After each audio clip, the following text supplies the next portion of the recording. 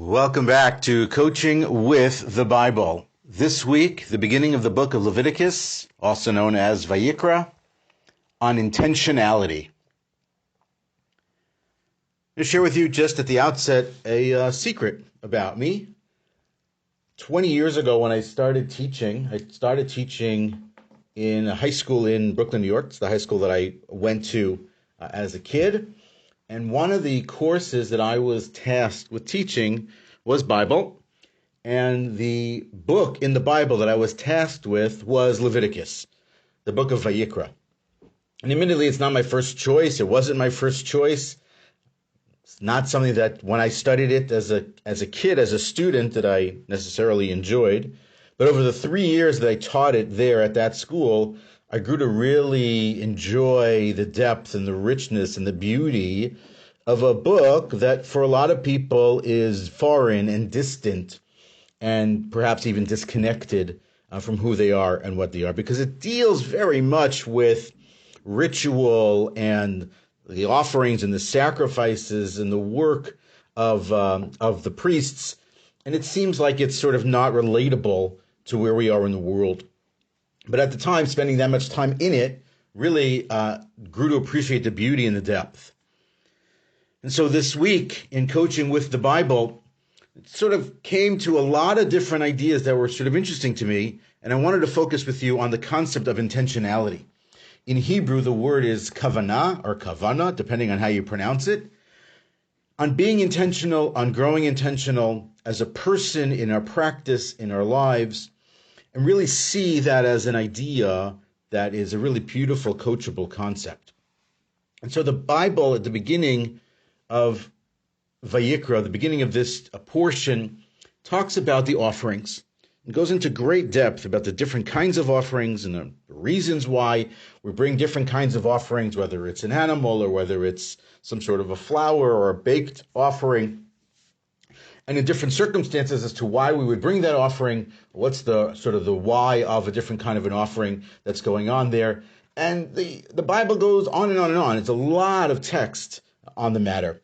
But there's certain language that is consistent between the different kinds of offerings and sacrifices. And that's really where I want to spend the focus. And so at the end of the first chapter of Vayikra, in the last verse, it tells us that after the offering is brought and it's placed on the altar and it's burnt up, it serves essentially as something that's called in Hebrew a reach nichoach laHashem.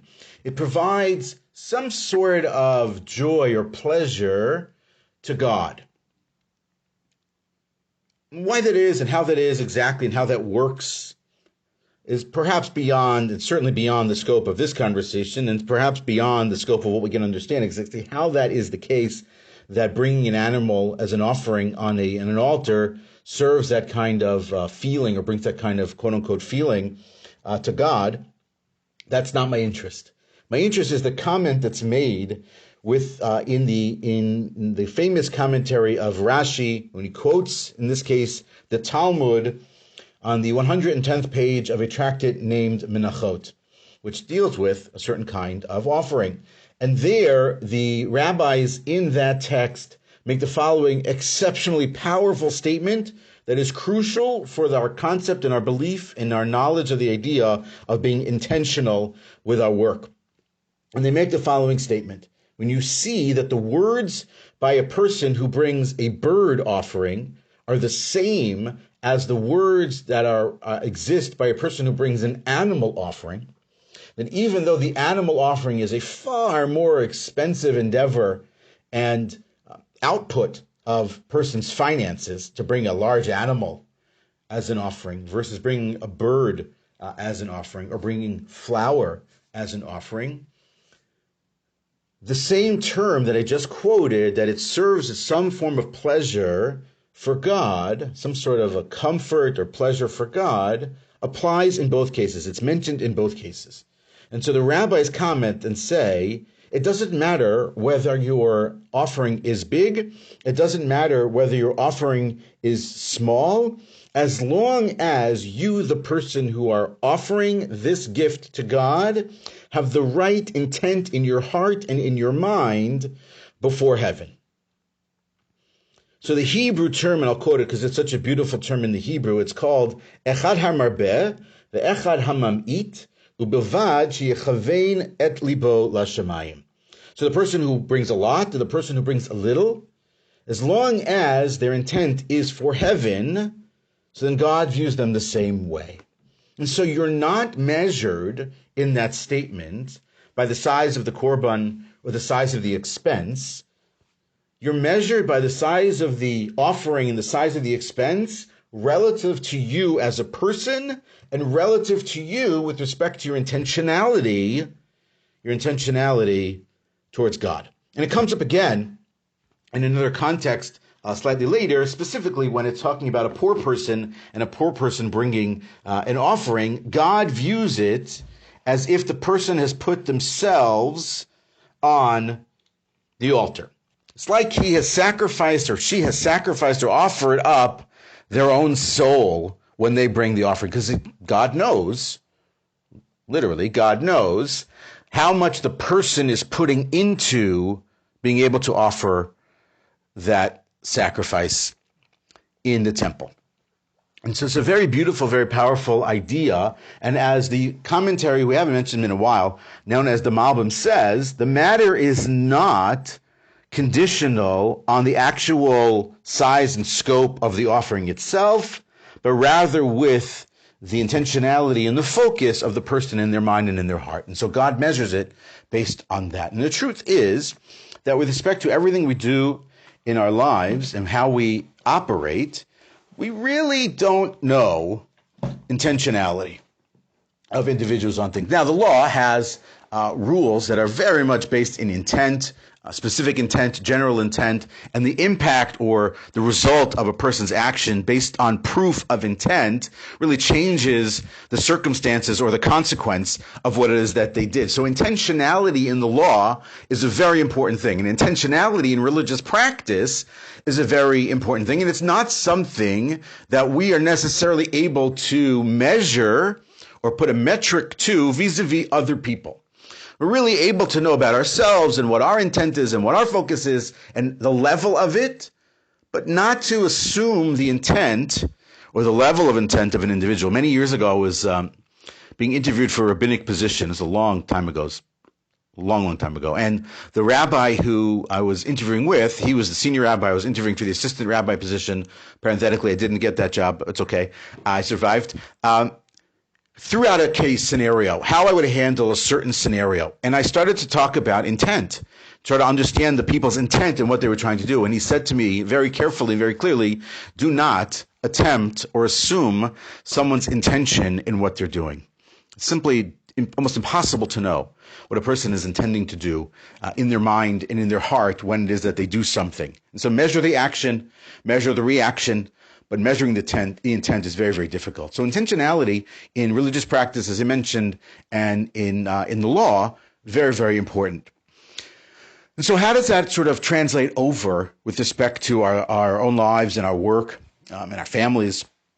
And so the concept of the power of intention, the power of intentionality are gigantic in terms of what a person can accomplish based on being more intentional in their practice, more intentional with their work. And so being intentional, sort of when we talk about being intentional in life, it's really that a person is now trying to do things with a very clear purpose and a very clear focus. The person becomes action-oriented based on the intention that they want to apply to whatever it is that they want to do. And so they're looking at it in that way. What ends up happening as a result of being intentional in a certain way, so other things fall away, things that don't fit into the focus point or the goal fade away, they become less important, they become something to talk about or think about in the distance. But by person zeroing in and focusing in and zooming in on all those things, you become deliberate about your actions. You become deliberate and mindful. That's a term we've talked about before. Mindful and aware of all the things that you are doing and all the things that you are not doing to reach that end point. And so intentionality is key to really living what one would view as a happy and successful life. And so one area where we can talk about it just now, and so it's one thing that I just was reading and listening to, is a presentation by John Maxwell, who we've mentioned a number of times, who is really at the forefront of leadership education and leadership training, is in the area of self-development, which is really key to our intentionality. How do we know what we want to work on? How do we know what we want to do? How do we know what we want to focus on if we're not developing all the time? So one area where we can think about this is being intentional about our own self-development, our own personal growth system. What are the things that we do and the things that we don't do to make ourselves better? How are we intentionally practicing that? Is it, in a religious practice where we're, our prayers are improving, our actions, let's say we're holding to a certain level of commandment or focus in our religious practice. How are we doing there? How are we viewing what we're doing? How intentional and committed and mindful, again, that term, are we in those spaces, in those moments? And so here's the truth. I'll say it.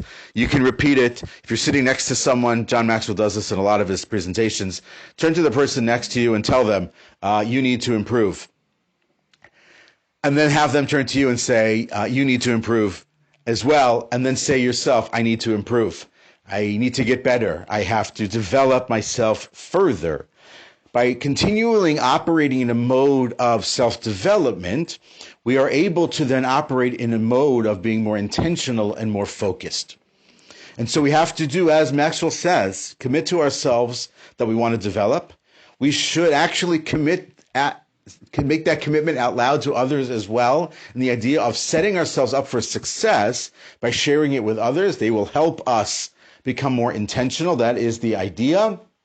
And then choose the areas where you want to get better. It's an area of choice and an area of skill. So an area of choice is, I want to be a happier person. That's choice. The area of skill is, I want to be a better writer, right? So there's an area of choice and an area of skill. All those things to really ultimately become far more intentional and focused and successful in self-development. So we're using our intentionality focus to talk about a specific thing where we want to be more intentional, which is our own self-development and self-growth. And then, of course, like a lot of the other things we've talked about, preparation, practice, reflection. The idea that it requires work. Being intentional in your mind is simply not enough. It's good, and it's important to have the right mindset and the right mentality and the right thinking, but it's simply not enough just to think that I want to be a far more developed person or to think that I want to be more intentional. The action then has to follow. It has to manifest itself in activity. So there's preparation. What do I need to do to become a better writer? There's practice. I need to practice writing. Then there's reflection, reflecting on what it is that I wrote, right? As an example, whatever the case may be. And then share it. Share it with someone else to get their reaction and to get their encouragement and to get their, celebratory moment with you that, hey, you're doing great. You're improving. Things are getting better. If you're putting out a podcast like this one, right? And you want to share with other people, get their reflections, get their comments. Look and see how you can get better, how this can improve. So the intentionality that the Bible talks about, and talks about a lot with respect to religious practice in the offerings and sacrifices, and a lot of the other commandments, where we debate and discuss what's the level of intention, or again, the Hebrew term kavanah, what's the level of intent that I need to have fulfilled that obligation, that commandment, that desire, whatever that is. And so intentionality is core to our ability to succeed really in everything, but also, particularly this week, our ability to excel at our own self-development and use that maybe as the area where we want to be more intentional with ourselves, more intentional with what we're doing.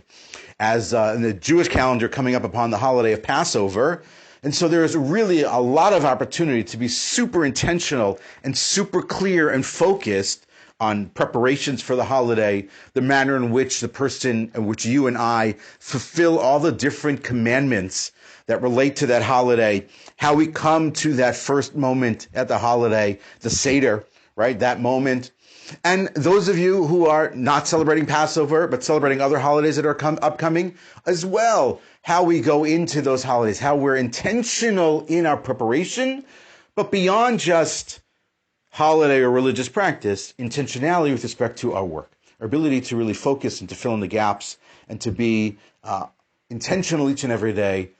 Start with one thing. So this week I spoke specifically about self-development, personal growth, but it could be about anything.